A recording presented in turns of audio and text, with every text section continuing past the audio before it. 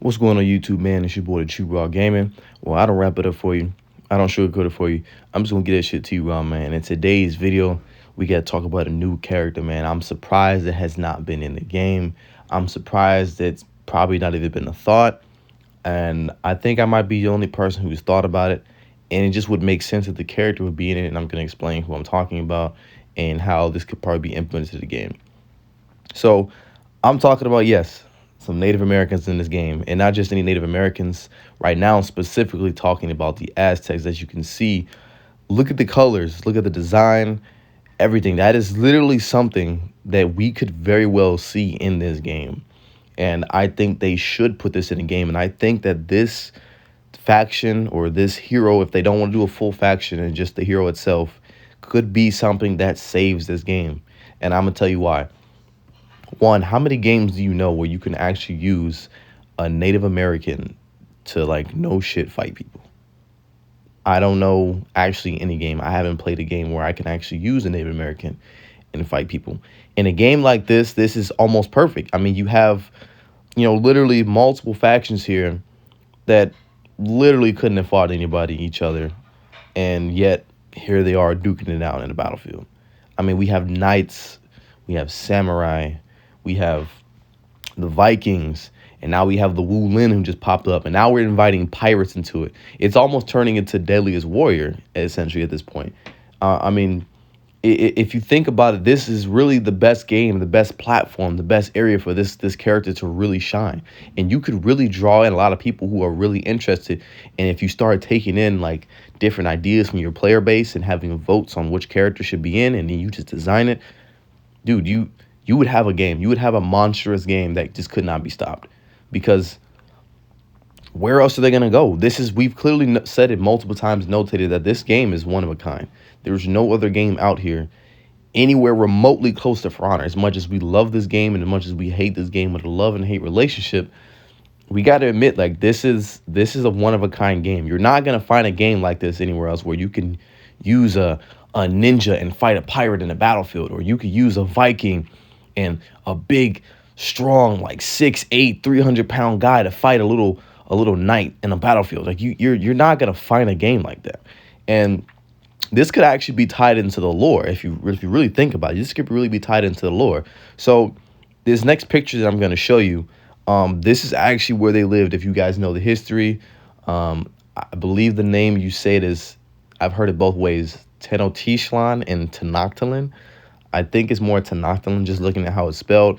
But with the lore, this is where they live. This is the capital. Also, more on it, this right here is a famous area for them.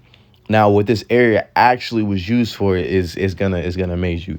This was actually used for a blood sacrifice to the gods. Yes, you heard that right. A blood sacrifice to the gods. Yes. In a real world sense, people actually sacrificed their own people in this temple here, in this pyramid here, to the gods. They really did that, and that can really be played into the lore of the game and how they came about. Now, here is this quote here. It says, "The Aztecs believed that the heroic gods sacrificed themselves, spilling their own blood to bring life to humans, to create sun and to give it to the energy to move. Thus, a blood." I can't see, this thing is in the way, but yeah, you get the point. Yeah, they really did a sacrifice because they believed that the gods sacrificed themselves to create human life.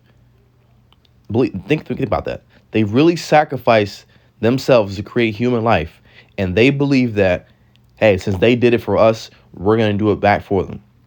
We're going to take a step further. We can take a look at some of the unique weapons. You won't even have to redo some of these weapons that, they're already in the game. If you look at it, both of these guys are illustrations. Both of these guys have shields, okay?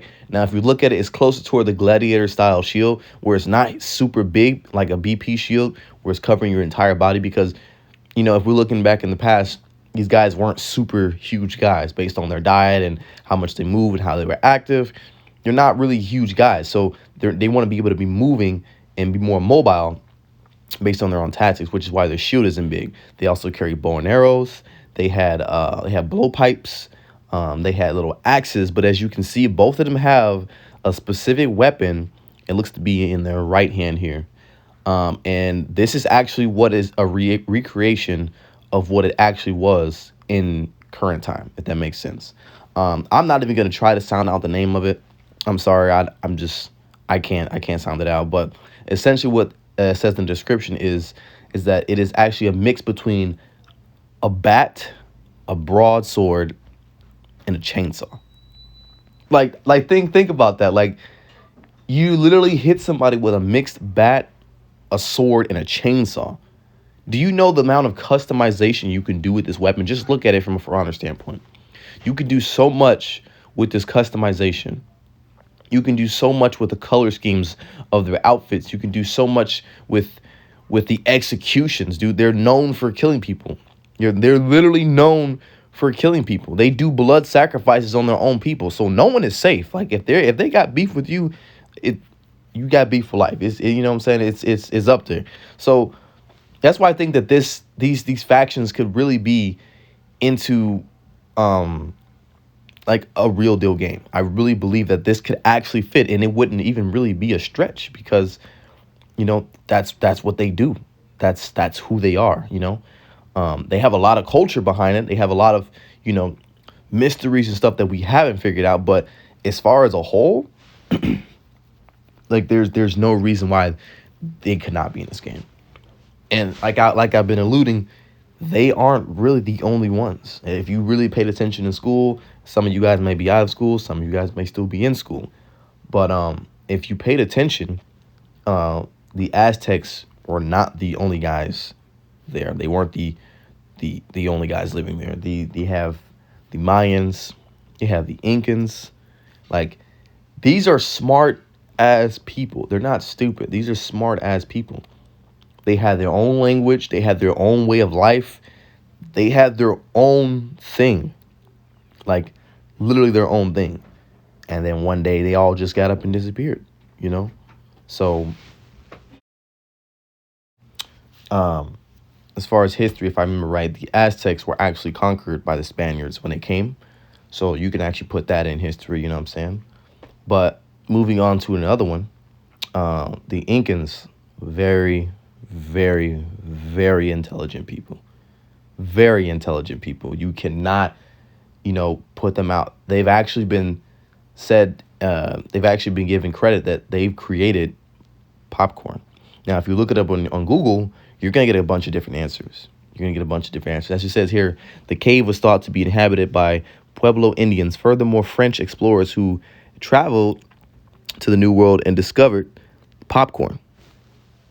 So that right there is already a different answer. As you can see right here on the screen. This is all Google. You can go look it up, for yourself and see who did it. This is the answer that I believe is actually correct. It says the history of popcorn actually goes back literally thousands of years. They date back to around 300 AD and was believed to be made by pre-Incan Mohicans. Look how far back that is, But if you just look up who created popcorn, you're going to get this guy, Charles Creeder, in the 1800s. Now, I just gave you two different answers here, really, before this guy. So you can take what you think, take what you want out of it. But I'm telling you, I believe that the Incans actually did create the popcorn.